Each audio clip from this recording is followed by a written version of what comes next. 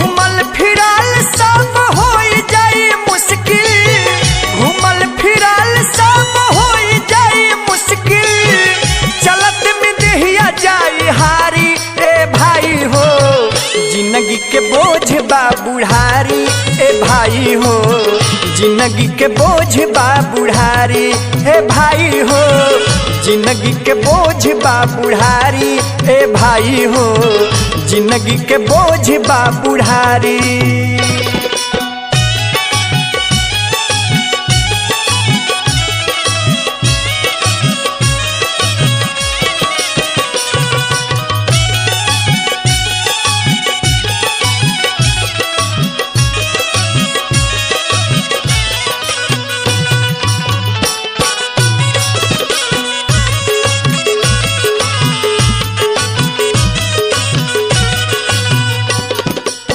करी न काम ठीक से आँख दाँत आत हो, खात बीती मर गीला रोज भात हो।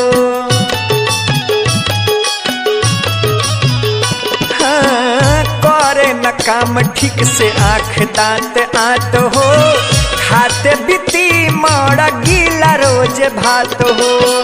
चीज खाएला जब छछनी तुहार दिल, चीज खाएला जब छछनी तुहार दिल, टूट न जाना जो खेसारी हे भाई हो, जिंदगी के बोझ बा बुढ़ारी हे भाई हो, जिंदगी के बोझ बा बुढ़ारी हे भाई हो, जिंदगी के बोझ बा बुढ़ारी हे भाई हो, जिंदगी के बोझ बा बुढ़ारी।